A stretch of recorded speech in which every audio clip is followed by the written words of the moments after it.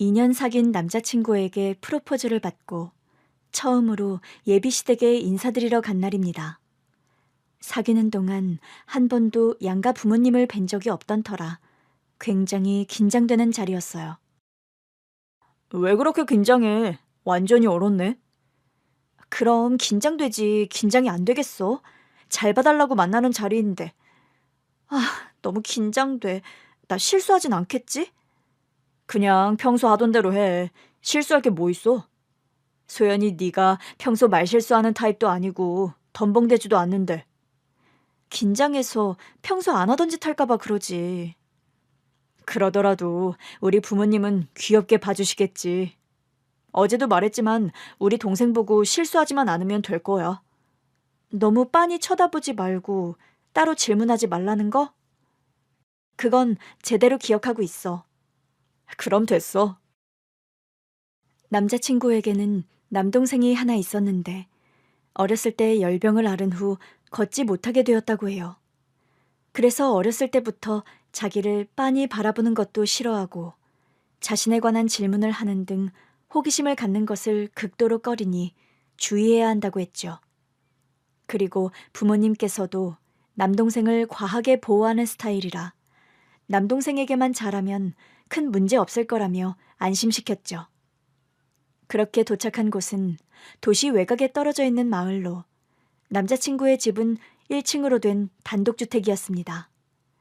남자친구가 학창시절엔 도시에서 살다가 10여 년 전 그곳에 집을 지어 이사 갔다고 했죠. 어머, 어서 와요. 소연 씨? 안녕하세요, 어머님, 아버님. 처음 뵙겠습니다. 진소연이라고 해요. 그래요. 어서 들어와요. 먼 길 오느라 수고했어요. 예비시댁에서는 웃는 얼굴로 환대해 주셨어요. 깔끔한 집에 아들을 위해 맞춘 듯 이곳저곳 안전시설과 편의시설을 갖춘 집이 참 인상 깊었습니다. 부모님의 안내에 따라 거실에 가서 앉자 이내 방에서 남동생이 나왔어요. 안녕하세요. 진소연이라고 합니다. 예. 남동생은 다소 무뚝뚝해 보이는 인상으로 휠체어에 앉아 고개를 까딱하더라고요. 성격상 살갑게 맞아주진 않을 거라는 남자친구의 말이 있었기에 그다지 당황스럽지는 않았지요. 그렇게 거실에서 의례적인 인사와 질문이 오고 간 후 식당으로 이동했어요. 널따란 식탁에 상다리가 괜찮을까 싶게 진수성찬이 차려져 있더라고요. 석호가 소연 씨 해물찜 좋아한다고 하던데. 네, 저 해물찜 좋아해요. 해산물 킬러거든요. 어머, 그래요? 잘 됐다. 많이 먹어요. 이거 다 소연 씨 위한 거니까요. 감사합니다, 어머님. 말씀 편하게 하세요. 그럴까? 그런데 이상한 점이 있었어요. 남자친구의 남동생은 어린 나이에 결혼했거든요. 그러니까 저한테는 동서가 될 사람도 있었는데 저에게 목인사를 한 뒤 다들 식탁에 앉아 식사를 시작한 후에도 내내 주방에만 있는 겁니다. 편의상 그 사람을 동서라고 할게요. 동서는 가족이라기보다는 마치 집에서 일하는 사람처럼 보였어요. 아무리 집에 손님이 와서 바빠도 그렇지 그것도 가족 행사였는데 혼자 소외된 것 같았죠. 다른 가족들의 태도도 좀 이상했습니다. 예, 이쪽에도 정글은 놔야지. 시어머니께서 그렇게 한마디 툭 던지면 마치 기계처럼 달려와 명령을 수행한 후 금세 사라졌어요. 누구 하나 동서 보고 식탁에 앉아 함께 식사하자는 사람이 없었고요. 시아버님이 물 하고 외치면 물잔을 가져다 주는 식이었죠. 화기애애한 식탁에서 그게 내내 마음에 걸렸습니다. 저한테는 한없이 고생한 말투로 예의를 차리시면서 동서한테는 전혀 딴 사람처럼 구니까요. 그래, 남동생이 변호사라고? 네, 얼마 전에 사무실 개업했어요. 자기 사무실을 가진 변호사라니 대단하네. 소연이는 간호사라며? 부모님께서 두 자식들을 정말 훌륭히 키우셨네. 언제 필요한 일 있으면 도움받으면 좋겠어. 얼마든지요. 무슨 일 있으면 말씀하세요. 제가 오빠한테 말해둘게요. 말만 들어도 아주 든든하네. 그때였어요. 갑자기 주방 쪽에서 뭔가 와장창 깨지는 소리가 났거든요. 주방 안쪽은 집안 구조상 식탁에서 보이지 않는 자리였어요. 그런데 보통 그런 소리가 나면 놀라 달려가 보지 않나요? 누구 하나 그 소리에 미동도 없이 자리에서 일어나지도 않더라고요. 마치 아무도 그 소리를 듣지 못한 것처럼요. 제가 놀라 자꾸 주방 쪽을 흘끔대니 시어머니가 그랬습니다. 신경 쓰지 말고 먹어. 제가 은근히 덤벙거리는 구석이 있어. 한두 번 있는 일도 아니야. 네, 그래도 다치셨을지도 모르는데. 뭐든 알아서 잘하는 애니 걱정 마. 새우 까줄까? 아니요. 제가 먹을게요, 어머니. 그렇게 말하면서도 은근히 주방 안쪽으로 자꾸만 신경이 쓰였습니다. 게다가 식사 시간 도중 남자친구 남동생이 화장실에 가야 하는 문제나 끝나고 방으로 이동할 때도 동서를 불러 눈길도 주지 않고 해결했어요. 이상한 건 식사 시간 끝나고도 마찬가지였죠. 거실에 모여 앉아 차와 과일을 먹었는데 그 자리에도 동서는 나오지 않았습니다. 차와 과일을 내어주는 얼굴에는 표정이 없었고요. 한창 이야기를 나누다 남자친구가 부모님과 대화하는 사이 슬쩍 빠져나왔어요. 화장실을 찾는 척 주방 쪽으로 가 동서를 만났죠. 저기, 안녕하세요. 네, 뭐 필요한 거 있으세요? 주방 한켠 의자에 앉아있던 동서는 인기척에 화들짝 놀라며 일어났습니다. 뭐랄까, 저는 그 사람이 이 집 식구들을 위해 항상 대기하는 사람이라는 인상을 지울 수가 없었어요. 반응 속도라든지 뭐든 내어줄 준비가 되어 있는 자세라든지요. 그때였습니다. 갑자기 시어머니께서 나타나신 거예요. 뭐하니? 네? 화장실이 어딘가 하고. 화장실은 반대편이야. 현관 옆에. 그렇구나. 앞으로 식구가 될 사람인 것 같아서 인사하고 있었어요. 그러니? 굳이 그럴 필요까진 없었는데. 뭐든 그냥 필요한 게 있으면 편하게 얘한테 말하면 돼. 얘가 우리 집안 살림에는 빠삭하니까.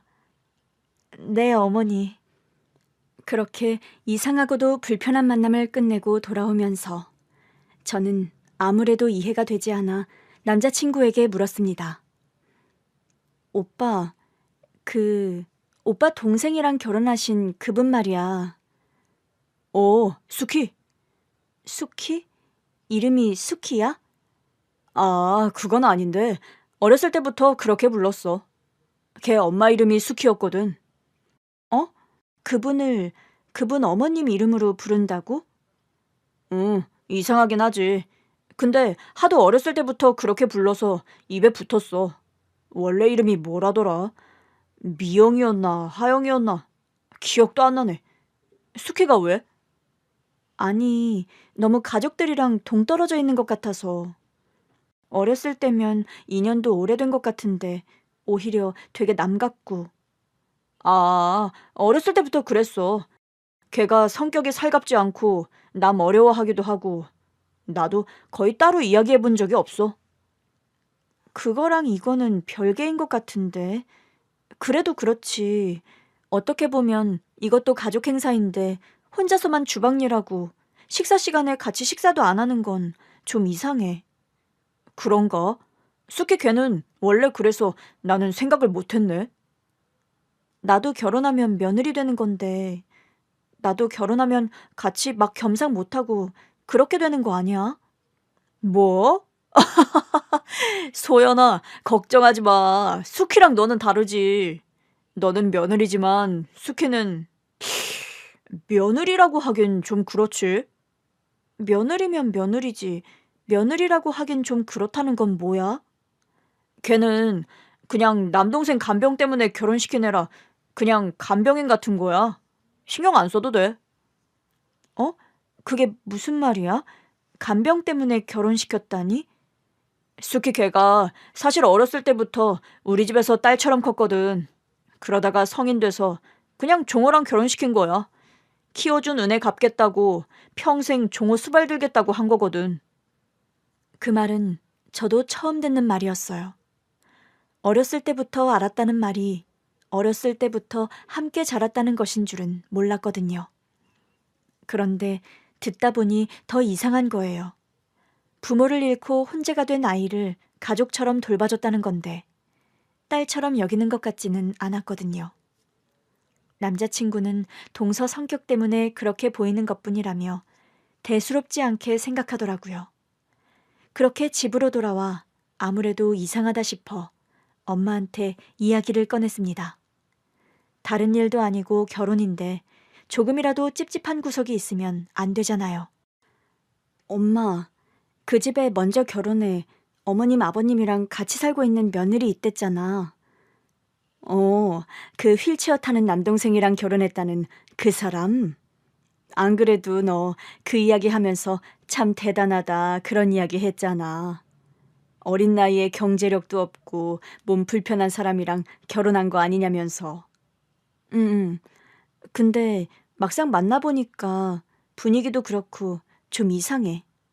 왜? 어떻게 이상한데?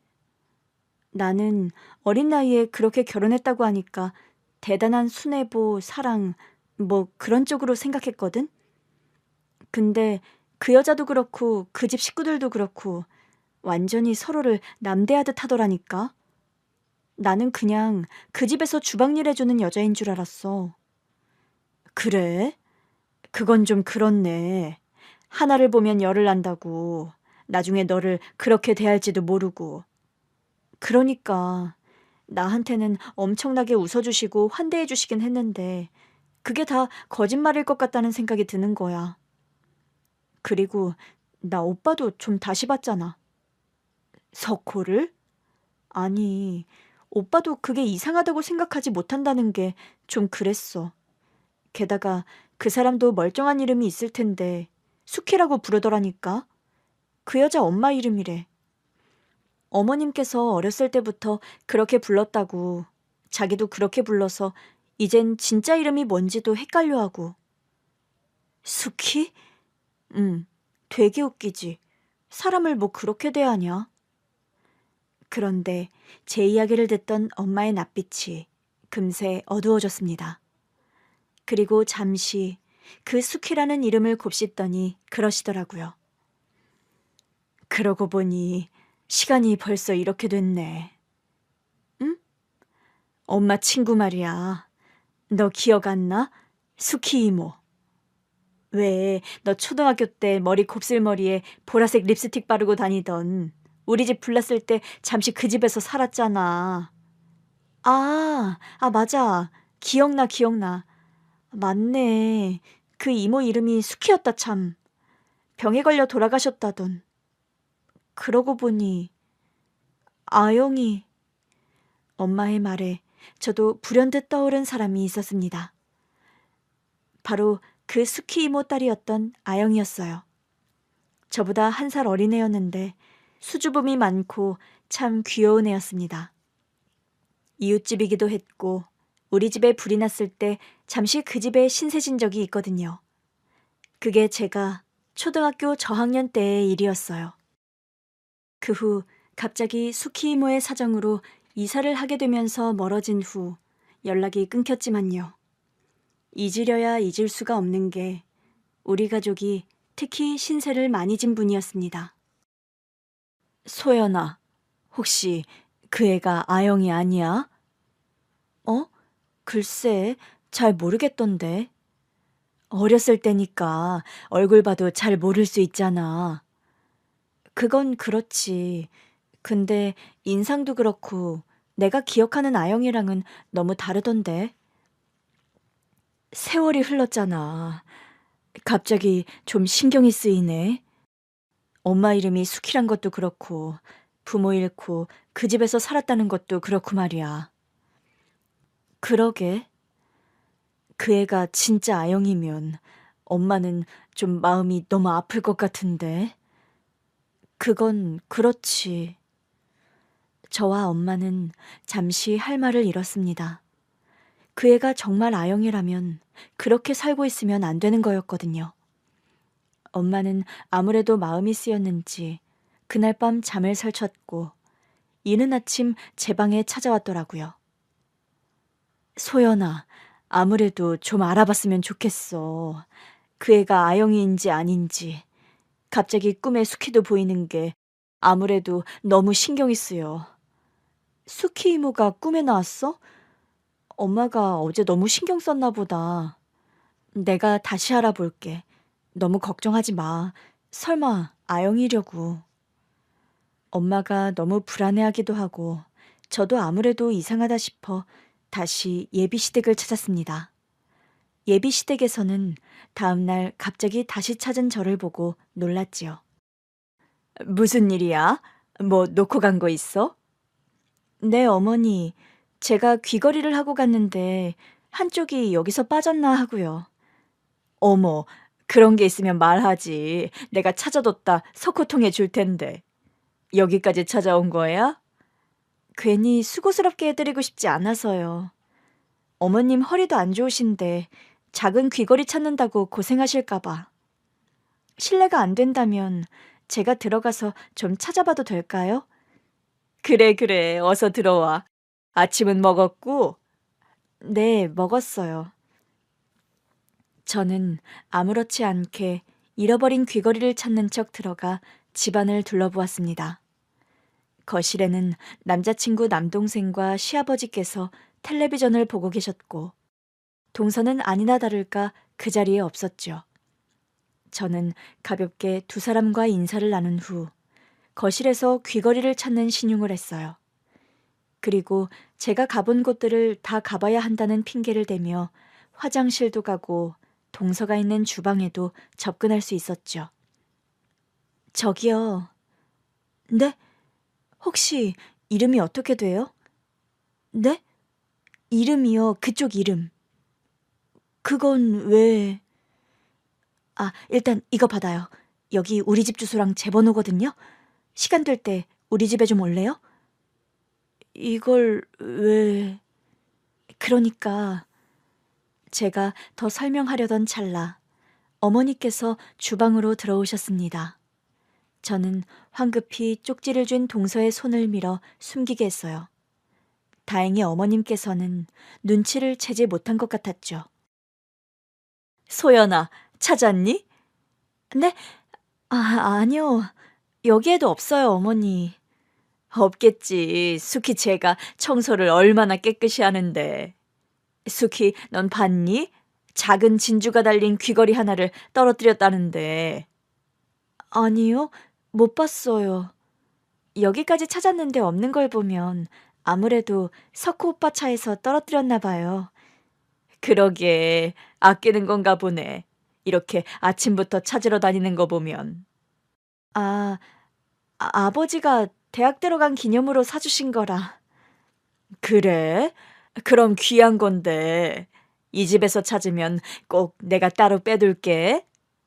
혹시 청소기에 딸려 들어갔나? 수키야, 이따 쓰레기통 한번 뒤져봐라. 네. 어머님 말씀에 순간 괜한 말을 해 고생시키겠구나 싶어 아차 싶었지만 어쩔 수 없었어요. 그때 저는 그저 동서가 제 메시지를 제대로 읽고 연락 주기만을 바랐죠. 그리고 그날 밤이었어요. 11시니까 생각보다 꽤 늦은 밤이었는데 문자 메시지가 왔지요. 핸드폰을 사용할 수 있는 시간이 정해져 있어서 늦었다는 다소 이해하기 어려운 사과를 덧붙여서요. 연락 달라고 하신 이유가 뭔가요? 확인하고 싶은 게 있어서요. 제가 아는 사람인 것 같다는 생각이 들거든요. 어머님께선 수키라고 부르시던데 혹시 진짜 이름을 알 수 있을까요? 제 문자의 동서는 한참이나 답장이 없었습니다. 초조하게 문자 메시지를 기다리는데 답장이 떴어요. 그리고 그 답장을 보는 순간 심장이 철렁 내려앉았죠. 송아용입니다. 그 순간 저도 모르게 제 손이 바들바들 떨렸어요. 모든 게 딱딱 들어맞고 있었으니까요. 저는 어떻게 이야기를 시작해야 할지 감이 안 잡혔습니다. 저는 아무래도 제가 찾고 있던 분이 맞는 것 같은데 혹시 이번 주말에 제가 드린 주소로 와주실 수 있으실까요? 힘들어요. 왜요? 집에서 나가려면 허락이 필요해서요. 저는 이해가 되지 않았습니다. 아무리 시부모님을 모시고 사는 처지랄지라도 집 밖에 나가는 것조차 허락이 필요하다니요. 어떻게 하면 이 사람을 집 밖으로 나오게 할 수 있을지 고민하는데 다시 메시지가 왔습니다. 그럼 도와주세요. 그래서 저는 바로 어떻게 도와드리면 되냐고 물었지만 답장이 오지 않았어요. 아무래도 더는 핸드폰을 사용할 수 없는 시간인 것 같았죠.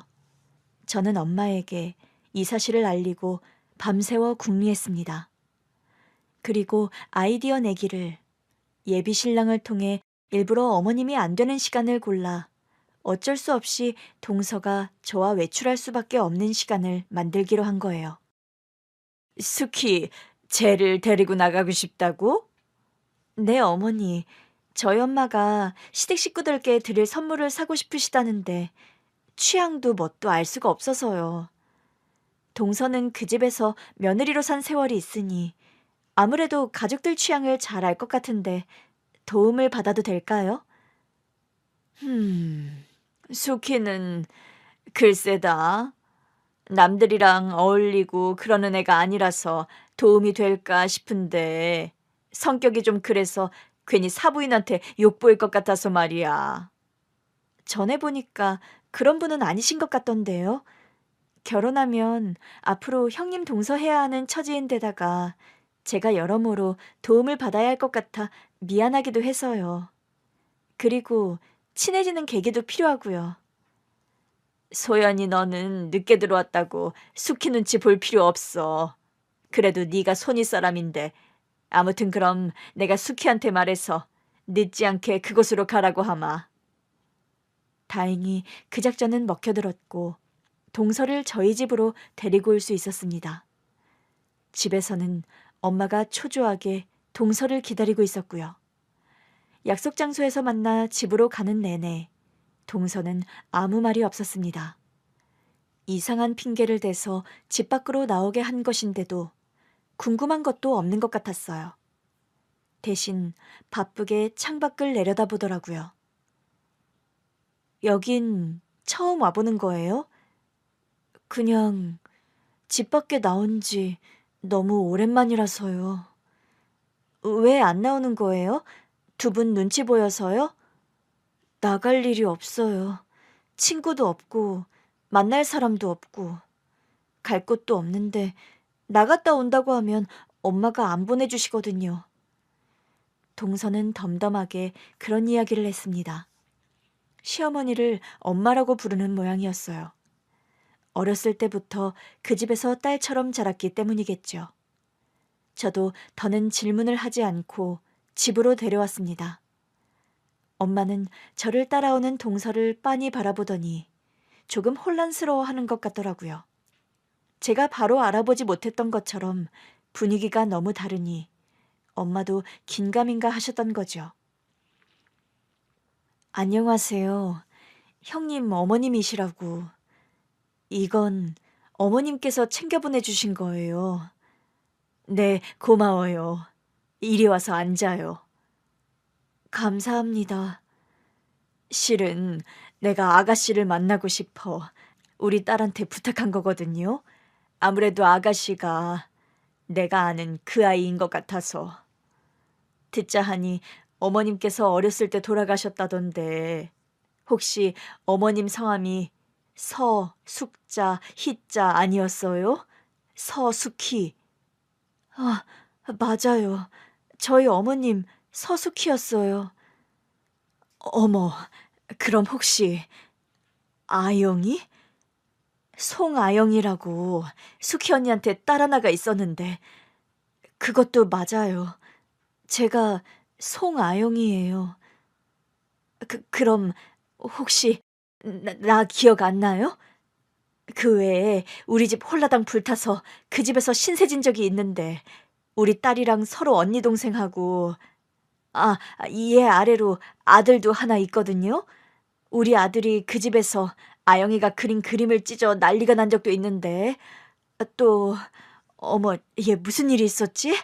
기억이 엄마 진정해.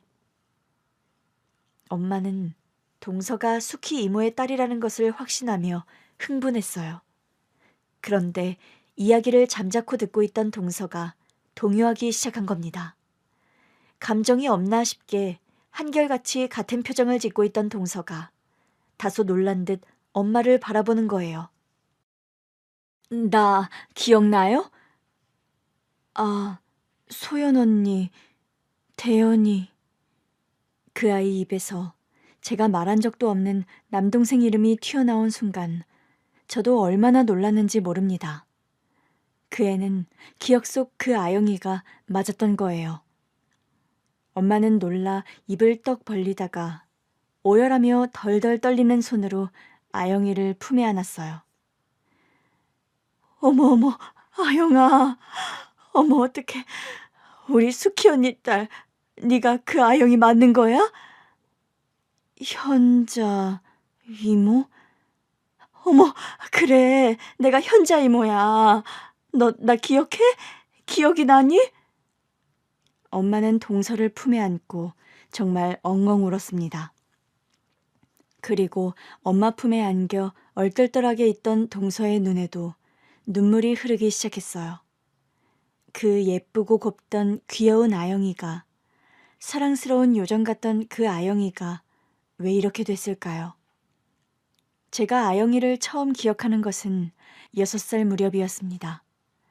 저도 어렸기 때문에 단편적인 기억뿐이지만 같은 아파트에 살면서 자주 어울려 놀았던 기억이 있지요. 아영이의 엄마였던 수키 이모도 저를 참 예뻐해 주셨어요. 아유, 우리 아영이는 아직도 콩알만한데 언제 우리 소연이처럼 클까? 언니, 아영이는 소연이보다 1살 더 어리잖아. 아직 한창 클 때인데 무슨 그런 걱정을 해? 아니야, 아영이 얘는 또래 애들보다 확실히 늦어. 내가 너무 애를 늦게 낳아서 성장도 늦나 싶어. 애들은 커봐야 아는 거네요. 걱정하지 마. 그나저나 내일 우리 애들 좀 부탁해. 우리 집은 805호였고 아영의 집은 401호였어요. 층수도 달랐던 우리 가족과 아영이네 가족이 친하게 지낼 수 있었던 것은 아버지가 같은 회사에 근무했기 때문이었죠. 그러니까 이웃이자 같은 회사 직원이었던 거예요. 또래 아이들을 키우고 있다는 공통점이 있어 빠르게 가까워졌고요. 그래서 어렸을 땐 서로 도움을 주고받으며 지냈습니다. 수키 이모한테 일이 있는 날이면 아영이를 우리 집에 보내기도 했고요. 그러다 아랫집에서 큰 불이 난 적이 있어요. 그 불이 위층인 우리 집까지 번져 그야말로 집이 완전히 홀라당 타버렸죠. 아니, 이게 무슨 냄새지? 소연 엄마, 불 올려놓은 거 있어? 아니, 없는데. 어디서 탄 냄새가. 밖에서 올라오는 냄새 아니야? 잠깐만. 불난 거 같은데? 아버지께서 온 가족을 밖으로 대피시킨 덕에 집이 타버린 것 말고는 피해는 없었습니다. 달리 말하면 사람 말고 다 잃은 거지만요. 보험이니 보상이니 그런 문제를 논하는 동안에도 우리 가족이 쉴 곳이 필요했어요. 어쨌거나 부모님은 일을 가야 했고 저와 동생도 학교에 가야 했죠. 그때 흔쾌히 먼저 손을 내밀어 준 게 수키 이모였어요. 현자야, 그러지 말고 당분간 우리 집에서 같이 지내자. 어? 아니야, 언니. 어떻게 그래? 그럼 뭐 애들 데리고 여관방이라도 갈 거야? 학교도 보내야 하고 자기 일도 가야 하잖아. 어른들이야 불편한 좀 감수한다지만 애들 데리고 그렇게 바깥 생활하는 거 아니야. 그냥 우리 집에서 지내. 그게 편하지. 어떻게 그래. 아영 아빠한테도 미안하고. 아영 아빠도 그러라고 했어. 안 그래도 어쩌려나 하고 있었는데 내가 이야기하니까 그럼 되겠다고 좋은 생각이라며 무릎을 치더라. 언니가 고생이잖아. 내가 고생은 뭐가 고생이야? 너가 같이 지내면 우리 같이 맛있는 것도 해먹고 좋지. 당분간 아영이 안방에서 재우고 아영이 방 비워줄 테니까 그 방에서 지내. 좁기야 하겠지만 온 가족 한 방에서 오순도순 지내보는 것도 나쁘지 않지. 그렇게 수키 이모의 배려 덕에 저희는 그 집에서 당분간 신세를 지게 되었습니다. 저희는 너무 어렸기 때문에 어른들처럼 사건의 심각성을 크게 느끼지 못했어요. 나중에 부모님이 하시는 말씀을 듣고서야 그게 진짜 큰일이구나 했죠. 좋아하는 동생 집에서 지내게 됐으니 얼마나 재밌었겠어요. 아영아, 나 이 인형 가지고 놀아도 돼? 그래, 언니. 나랑 같이 가지고 놀자. 언니는 주주가 좋아, 미미가 좋아? 나는 아무거나 괜찮아. 그럼 주주가 더 예쁘니까 언니가 주주 인형 가지고 놀아. 언니도 주주 인형처럼 예쁘잖아. 고마워. 그럼 너는 미미처럼 귀여우니까 미미 하자. 아영이는 참 착한 애였어요. 수키 이모가 외동이라 버릇없이 자랄까봐 엄하게 교육했던 기억이 있는데 그 탓인지 몰라도 예의가 참 바른 아이였죠. 심지어 자기가 아끼는 그림을 제 동생이 찢어버렸을 때도 괜찮다고 한 애였어요. 집에서는 항상 제가 남동생과 놀아줬는데 아영이 집에서 지내면서 제가 아영이랑만 노니 남동생이 심통이 난 겁니다.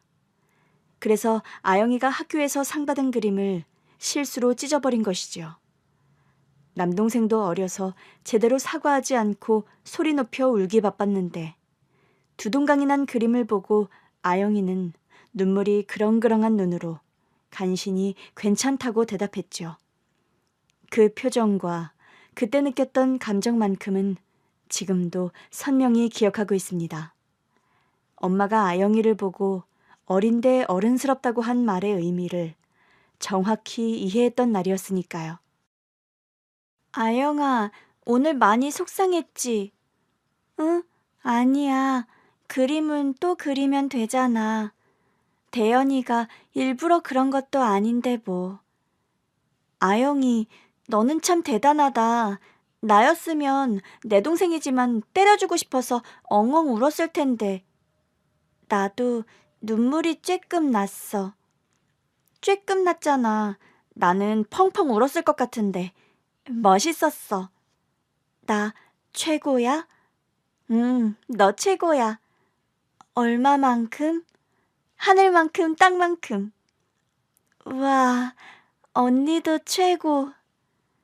때묻지 않은 순수한 시절이었죠. 그래서 그때의 기억이 좋은 기억만 남아있는 걸지도 모릅니다. 지금은 예전만은 못하지만 예전엔 내 친척보다 가까운 것이 이웃사촌이었어요. 아버지들도 형제처럼 지냈고 엄마도 친자매처럼 지냈거든요. 그렇게 다른 집으로 이사를 하기까지 반년이 가까운 시간을 그 집에서 보냈지요. 거의 매일 잔치하듯 지냈던 것이 생각납니다. 그러다 아영이 가족과 헤어지게 된 것은 아영이 아버지께서 갑작스레 돌아가시면서 시작된 비극이었어요. 직장 내에서 벌어진 사고였는데 산재로 처리해주지 않아 그걸로도 엄청 골치가 아팠습니다. 아버지께서도 해고를 각오하고 아영이네 편에 서서 싸웠던 기억이 나요. 이대로는 못 넘어가. 우리 영재 이러다 억울해 눈 못 감는다고. 소연 엄마, 미안해. 나 이 회사 때려치우는 한이 있더라도 우리 영재 억울함은 풀어줘야겠어. 소연 아빠, 나나 애들은 걱정하지 마. 당신이 그 회사 때려친다고 해도 우리 안 죽어. 당신이 백수가 돼도 내가 당신이랑 우리 애들 먹여 살릴 테니까 걱정하지 마. 엄마는 전적으로 아버지와 아영이 그리고 수키 이모의 편이 되어 주었습니다. 수키 이모는 아저씨가 그렇게 하루아침에 유명을 달리하면서 많이 힘들어 하셨어요. 오히려 어린 아영이는 의젓해 보였고 엄마는 매일같이 수키 이모 집에 찾아가 끼니를 챙겨주셨죠. 언니, 이러다 죽어. 아영이 두고 아영 아빠 따라가려고 그래? 현자야, 나 좀 그냥 가만히 내버려둬. 아무것도 하고 싶지가 않아. 먹고 싶지도 않고 숨도 쉬고 싶지가 않아. 바보 같은 소리 좀 그만해. 아영이는 어쩌고. 엄마가 그런 나약한 소리 하면 되겠어? 현자야, 혹시 내가 잘못되더라도. 언니, 그런 소리 하는 거 아니야. 애 듣는 데서 못하는 말이 없어. 미안해. 근데 나 정말 숨이 턱턱 막히는 것 같아.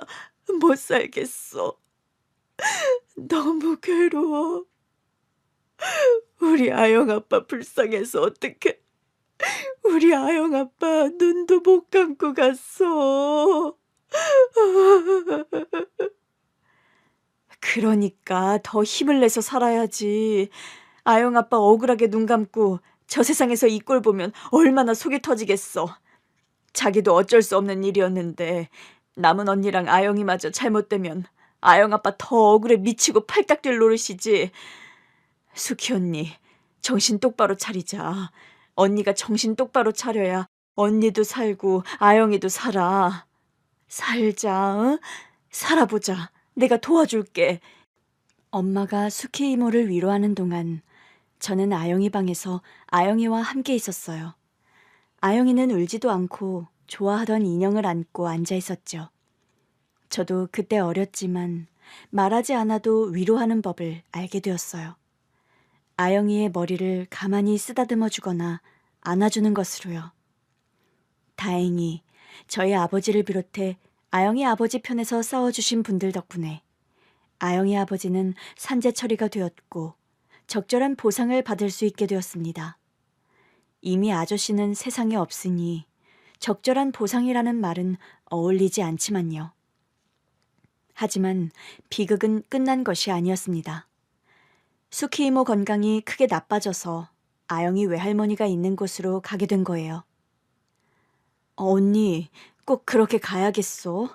내 옆에 있어. 나랑 같이 있자, 언니. 응? 현자야, 그동안 고마웠어. 소연 아빠한테도 고맙다고 꼭 전해줘. 내가 직접 감사 인사할 수가 없어. 너무 미안한데 소연 아빠 덕분에 우리 아영 아빠 눈 감고 편히 갔을 거야. 이 은혜는 두고두고 기억할게. 우리 사이의 은혜는 무슨 얼어 죽을 놈의 은혜야. 언니, 그러지 마. 나랑 같이 있자. 언니 보내고 싶지가 않아. 이렇게 헤어지면 영영 헤어지는 것 같아 그래. 놀러 올게. 너도 놀러 오고 그러면 되잖아. 잘 살아, 현자야. 그게 수키 이모를 본 마지막 기억이었습니다. 초등학교 4학년 때의 일이었고 자라면서 엄마가 여러 번 곱씹어주지 않았더라면 까맣게 잊어버렸을 만큼 먼 일이었죠. 그로부터 한 1년간은 전화와 편지로 연락했던 것으로 기억합니다. 그때 아영이가 보냈던 편지를 지금도 간직하고 있어요. 그러다 연락이 끊긴 것은 수키 이모가 크게 아프다는 소식을 듣고 난 후였지요. 이모가 아프단 소식에 엄마가 수키 이모의 친정인 강원도까지 갔었어요. 그곳에서 3일 있다 돌아오셨는데 표정이 아주 좋지 않았죠. 여보, 수키 언니 아무래도 가망이 없어 보여. 어? 그게 대체 무슨 말이야? 형수가 왜? 암이래나 봐. 어휴, 대체 이게 무슨 일이야? 아영이 그 어린 것은 불쌍해 어떡하냐고. 뭐? 아니 세상에 무슨 그런 말도 안 되는 일이 있어. 내가 진짜 속상해서 어쩜 이러냐고. 아영 아빠 그렇게 된 지 얼마나 됐다고. 언니까지. 우리 아영이 불쌍해서 어떡해. 그 뒤로 엄마는 매일같이 강원도의 수키 이모 집에 연락해 안부를 챙겼어요. 거리가 멀고 우리 집도 경제활동을 해야 하다 보니 자주 갈 수 없다는 게 흠이었습니다. 저도 따라가고 싶었는데 너무 먼 길이라 엄마가 데려가 주지 않았어요. 아영이를 만나 위로해주고 싶어 편지만 보낸 거예요. 그런데 그러던 어느 날 연락이 뚝 끊겨버렸고 엄마가 일까지 쉬며 올라갔을 땐 이미 수키 이모는 저 세상 가고 없더랍니다. 어떻게 연락도 안 해주냐고 아영이 할머니를 붙들고 많이 우셨나 보더라고요. 여보, 나 아영이가 너무 마음에 걸려서 잠을 못 자겠어. 에휴, 진짜 우리가 데려오자 그럼. 당신은 괜찮겠어? 안 괜찮을 건 또 뭐야. 애가 둘이 있나 셋이 있나 숟가락 하나만 더 넣으면 되지. 형이랑 형수 생각하면 나도 도저히 그냥 두고 보기가 힘들어. 아영이 친가 쪽은 아영이 아버지가 돌아가시면서 연락이 끊겼고 아영이 외할머니는 연세가 좀 많으셨습니다. 완전히 강원도 시골에서 살고 있었던 탓에 학교 보내기도 쉽지 않았다고 해요. 그래서 부모님께서 상의 끝에 아영이를 데려다 키우려고 함께 올라갔는데 황당하게도 아영이가 없더라는 거예요. 도시에 사는 아영이 이모한테 보냈다면서요. 엄마가 알기론 수키 이모 형제로는 오빠만 있다고 했습니다. 수키 이모 오빠도 형편이 좋지 않다는 말을 수키 이모 살아계셨을 때 하셨다고요. 그러면 그 이모네가 어딘지만 알려달랬더니 무슨 상관이냐고 귀찮다는 듯이 쫓아버리셨다고 해요. 혼자 손녀 기르기가 힘들어 혹시 보육원에 보내버린 거 아니냐고 엄마가 울면서 제발 알려달라고 했는데 노인네 고집이 어찌나 센지 절대 알려주지도 않고요. 그렇게 제가 5학년이 되던 무렵 완전히 끊겨버렸다가 20여 년이 넘어서야 만난 거예요. 아영아, 너를 그렇게 보내고 얼마나 울었는지 몰라. 대체 어떻게 지낸 거야? 소연이 말로는 그 집에서 어렸을 때부터 살다 결혼했다는데 나는 네가 이모 집에 갔다고 생각하고 있었어. 이모는 이모죠. 지금 엄마가 저 낳아준 엄마의 중학교 동창이었거든요. 할머니가 친척집이라고 했었고 학교 다니려면 그 집에서 살아야 한다고 해서 어쩔 수 없이 따라갔어요. 그럼 실은 친척집이 아니라 엄마 친구 집이었던 거야? 아영이는 엄마의 물음에 천천히 고개를 끄덕였습니다. 그리고 곧 아영이의 이야기가 시작되었죠. 아영이도 너무 어렸을 때의 일이라 우리 가족에 대한 기억이 희미한 만큼 부모님에 대한 기억도 거의 없다고 하더라고요. 강원도로 이사 간 후 엄마 건강이 더 좋지 않아졌고 전학수속도 제대로 밟지 않아 한동안 학교에도 가지 않았다고 했죠. 엄마, 나 학교 언제 가? 나도 학교 가고 싶은데. 학교는 무슨 학교야? 네 엄마 아픈 거 안 보여? 엄마, 애한테 소리 지르지 마. 안 그래도 심란해 죽겠는데 학교 타령이나 하고 있으니 그렇지. 기집애 학교 보내 뭐 한다고. 아휴, 엄마, 그런 소리 좀 하지 말라니까. 요즘 누가 그런 소리를 해. 내가 제명에 못 살지. 제명에 못 살아. 과부되어 돌아온 아픈 딸년 수발에 어려 쓸모없는 손녀까지. 외할머니는 아영이를 그다지 반기지 않았다고 했습니다.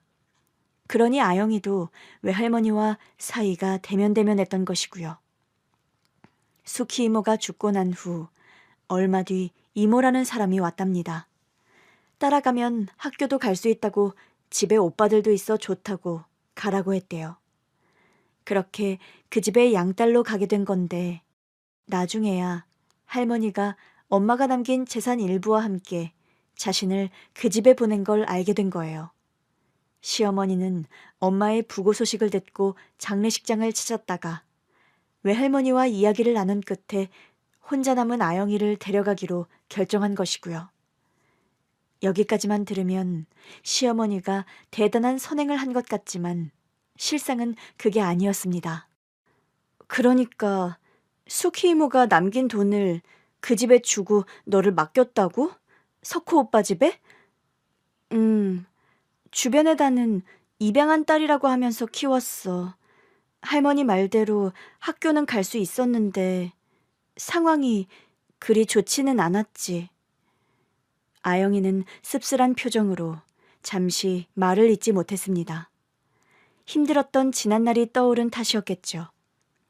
아영이가 그 집에서 처음으로 혼난 것은 그 집에 온 지 한 달 만의 일이었답니다. 아우, 수키야. 내가 거실 물걸레질 깨끗이 하라고 했잖아. 했어요. 세상에 이렇게 물바다를 만들어 놓고 뭘 했다는 거야? 물자국에 물 그대로 질질 흘려놓고 너 이러다 종호 미끄러지기라도 하면 어쩌려고 그래? 그 집에는 어려서부터 걷지 못하는 아들 하나가 있었답니다. 시어머니는 그 아들, 그러니까 제 남자친구 동생인 그 아이 때문에 항상 예민했다고 해요. 언제나 그 아들이 우선이라 학교가 끝나면 무조건 집으로 와서 그 아들이랑 함께 시간을 보내야 했답니다. 집안을 쓸고 닦고 설거지하고 남은 시간에 자기와 동갑내기였던 그 아이를 돌보는 게 어린 아영이의 일과였던 거예요. 아영이가 눈칫밥 먹으며 시키는 일을 곧잘 하기도 하고 어느새 그 아이도 아영이에게 의존하는 모습을 보이자 아영이한테 그 아이를 덥석 맡긴 것이죠. 아영이 너는 나중에 종호한테 시집 오면 되겠다. 네?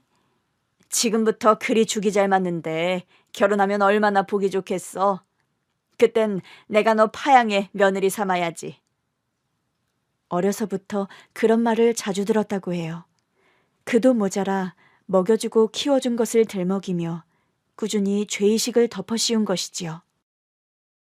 어휴, 수키 너는 나 아니었으면 어쩔 뻔했냐? 그 강원도 깡촌 시골에서 학교도 제대로 못 다니고 네 할머니한테 천덕꾸러기 취급이나 받으면서 살았겠지. 내가 널 거둬 키웠으니 도시에서 학교 생활도 하고 살지 않겠어? 너 나중에 이거 다 제대로 갚아야 돼. 도망이니 뭐니 그딴 양심 없는 짓거리 하지 말고, 알겠어? 네. 하지만 착한 아영이도 자라면서 그 상황이 너무 답답하고 화가 나기도 했답니다. 먹여주고 재워주는 일이야 부정할 수 없는 사실이었지만 그 집에 들어가 살게 되면서 가장 중요한 것을 잃어버리게 된 거예요. 바로 자유였습니다. 중고등학교를 남녀공학으로 간 것도 시어머니의 명령이었다고 해요. 아들과 같은 학교를 보내고 같은 반을 만들어야 안심하고 아들 학교를 보낼 수 있었으니까요. 3년 내내 친구도 없이 그 아이를 챙겨야 했답니다. 야, 아영이랑 종호 쌍둥이라더니 아무리 그래도 화장실까지 따라가 주는 건 좀 그렇지 않냐? 나도 진짜 싫어. 아무리 내 동생이 아프다지만 화장실까지 쫓아가야 하면 난 집 나갈 거야. 진짜 불쌍해, 변아영. 등하교도 그 집 아들과 함께여야 했고 급식도 그 집 아들과 함께 먹고 심지어 학원까지도 레벨에 상관없이 보냈다는 거예요. 학원을 보낸 것도 아들이 가고 싶다고 하니까 보낸 거였습니다. 늘 붙어 있어야 하므로 수학여행이나 소풍 같은 활동도 거의 참석할 수가 없었고요. 여자아이한테 붙여놨다고 해도 기가 막힐 일이었는데 남자아이 화장실까지 따라가게 했다는 말을 듣고 저와 엄마는 너무 기가 막혀서 할 말을 잃고 말았습니다.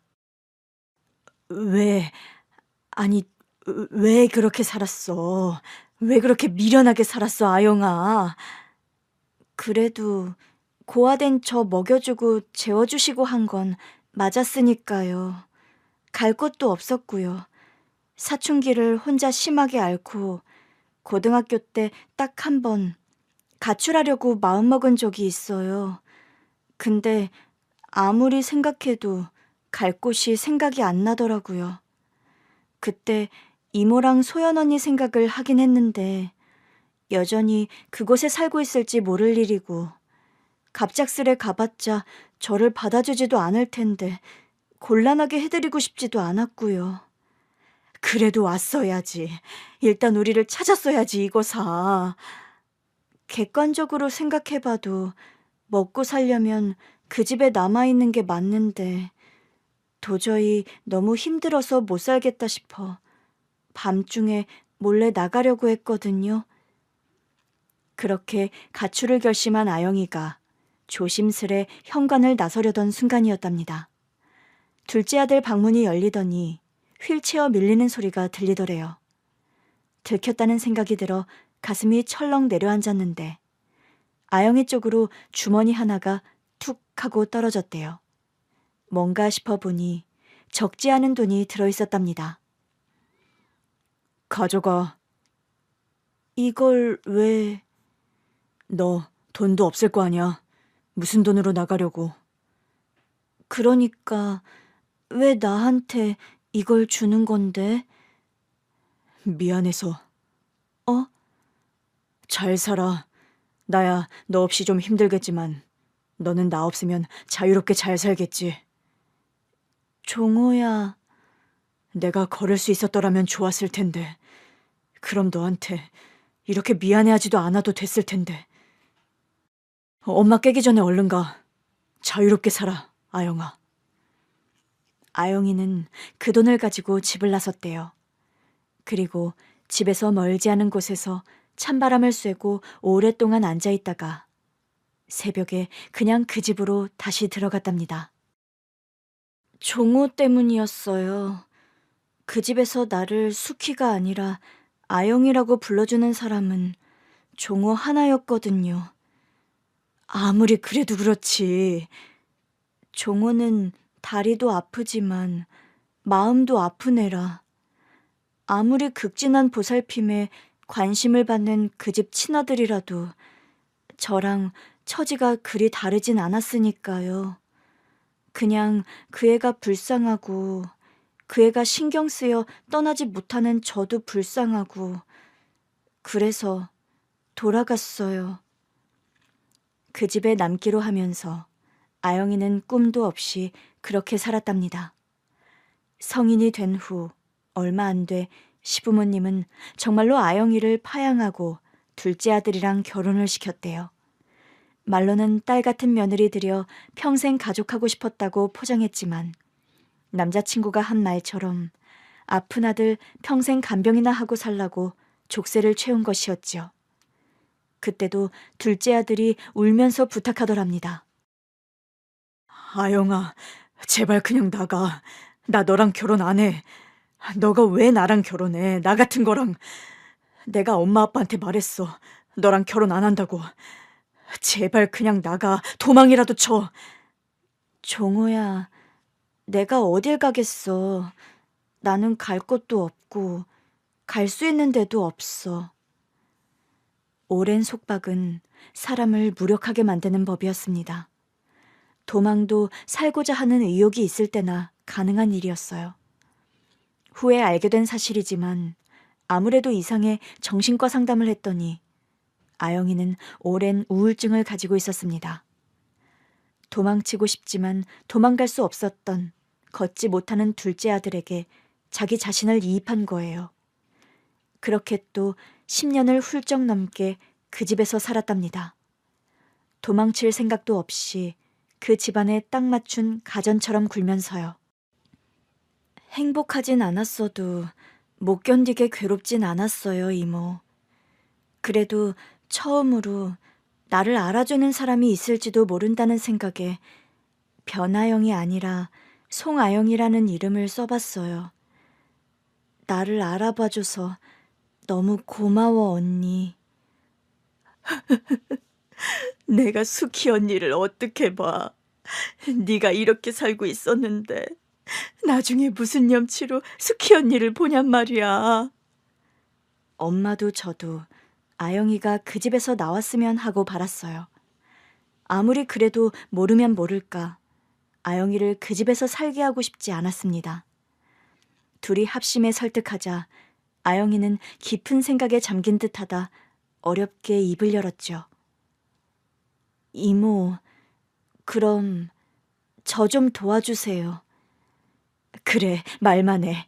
내가 어떻게든 너 도와줄게. 그냥 이대로 너 집에 가지 말아라. 여기 있어. 이런 결혼에 이혼?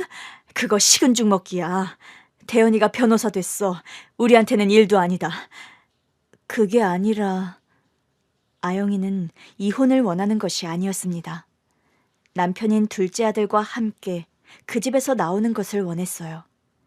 동정과 연민으로 시작된 감정이 다른 형태의 사랑이 되어버린 것이지요. 저도 그렇지만 종호도 줄곧 부모님으로부터 독립하고 싶어 했어요.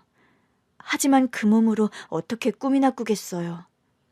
그렇다고 우리 둘을 독립시켜 주실 분들도 아니고 그냥 둘이 나와서 살고 싶어요. 제가 무슨 일이든 해서 먹고 살 수 있으니까요. 정말 그러면 되겠어? 굳이 그 아이랑 같이 나와야겠어? 종호 아니었으면 저도 어떻게든 나왔을 거예요. 일단 알겠다고 한 뒤 엄마는 시댁 식구들을 위해 미리 준비해 놓은 선물을 들려보냈습니다. 물론 제 결혼은 이미 물 건너간 일이었어요. 부모님께서는 그런 집안과 사돈 맺고 싶어 하지도 않았고 저도 그런 사람들을 시부모로, 남편으로 받아들이고 싶지 않았습니다. 2년을 사귀는 동안에도 그런 사람인 줄 몰랐던 것이 억울하면서도 이제라도 알게 되어 가족이 되지 않은 것을 다행으로 여겼죠. 오랜만에 온 가족이 모여 이 문제를 논의했는데 동생 말로는 법적 다툼은 해볼만 하지만 그렇다고 그걸로 얻을 수 있는 재산상 이득이 많지는 않을 거라고 하더라고요. 당시 수키 이모가 남긴 재산을 당시 외할머니께서 얼마나 넘겼는지도 불분명하고 남은 재산도 외할머니께서 임의로 처분했을 가능성이 커서 되찾기는 힘든 상황이었습니다. 그러니 최대한 법을 이용해 그들을 설득하는 쪽으로 해보기로 한 거예요. 아유, 이렇게 우리 애들 덕분에 새로운 가족도 생기고 나는 참 좋네요. 오늘 두 분을 이 자리에 모신 것은 아이들 결혼 문제 때문이 아닙니다. 예? 그게 무슨... 저는 우리 소연이 석호랑 결혼시킬 생각이 없어요. 아니, 그게 무슨 말씀이세요? 결혼시키기로 한 거 아닌가요? 아니요. 저는 오늘 소연이 이야기를 하러 온 게 아닙니다. 아영이요. 그 집에 살고 있는 아영이 내보내주세요. 예? 아영이요? 아영... 수키? 사돈이 우리 수키를 어떻게 알아요? 수키 아니고요. 아영이요. 멀쩡한 애 이름이 있는데 왜 애 이름을 그렇게 부르나요? 걔가 내 동창 딸이에요. 동창 부르듯이 이름을 부르다 보니 습관이 된 거고요. 그나저나 사돈이 왜 내 며느리를 내놓으라 말아인가요? 저는 아영이 엄마가 살아생전 연이 있던 사람입니다. 그래서 내 딸 같은 애예요, 그 애가. 아영이 엄마 그렇게 되고 나서 내 딸로 키우려고 했는데 온데간데 없이 사라져서 마음에 묻고 살았고요. 듣자 하니 우리 아영이 정말 힘들게 하셨더군요. 힘들게 했다니요? 우리 집 아니었음 걔는 보육원에서 천덕꾸러기로 자랐을 겁니다. 검은 머리 짐승 키우는 게 어디 쉬운 일인 줄 알아요? 모르긴 몰라도 그쪽은 우리 아영이 덕을 많이 봤겠지요. 걷지도 못하는 아들 수발 들게 하고 결혼까지 시켰으니까요. 뭐예요? 긴 말하기 싫으니 간단히 말할게요. 아영이 데려오면서 아영이 할머니한테 받은 돈 있죠? 그걸로 법적 분쟁 만들려면 얼마든지 만들 수 있습니다. 내 아들 변호사인 거 들어 알고 있을 거라고 생각해요. 이제 와서 굳이 그런 싸움 하고 싶지도 않고 아영이도 원하지 않으니 순순히 그 애들 독립시키면 그냥 그쪽 못 본 채 지나가려고 합니다. 독립을 시키다니? 지금 우리 둘째 부부를 내보내라 그거예요? 내가 그 집을 지어 시골에 사는 이유가 뭔데요? 그 애 편하게 살라고 지은 집이에요. 그게 평생 끼고 살면서 키우려고. 아무리 못 걷는 자식이라지만 결혼까지 한 30이 넘은 자식을 끼고 사는 건 좀 그렇지 않나요? 그 집이 둘째 아들 맞춤형으로 지은 거면 그쪽이 나오면 되겠네요. 뭐예요? 아니, 당신이 뭔데 이래라 저래라. 기가 막혀서. 무슨 권리로 법은 운운하는데요? 아영이가 퍽이나 고소하겠네. 할 거예요. 그때였어요. 집에 있을 거라고 생각했던 둘째 며느리와 아들이 모습을 드러내자 시부모님은 사색이 되었더라고요. 그 부부는 이미 의견을 맞춘 듯 같은 표정으로 자기 부모님 앞에 섰죠. 독립시켜주지 않으면 저 두 분 고소할 거예요. 이기든 지든 상관없어요. 뭐? 엄마, 나 아영이랑 나가 살래. 그렇게 하게 해줘. 종호야. 나도 엄마 아빠 그늘에서 벗어나서 그냥 아영이랑 둘이 살아보고 싶어. 어차피 하나부터 10까지 나 챙기는 건 아영인데 엄마 아빠 없이 살아도 되는 거 아니야? 그래도 어떻게 네가 나랑 떨어져 사니?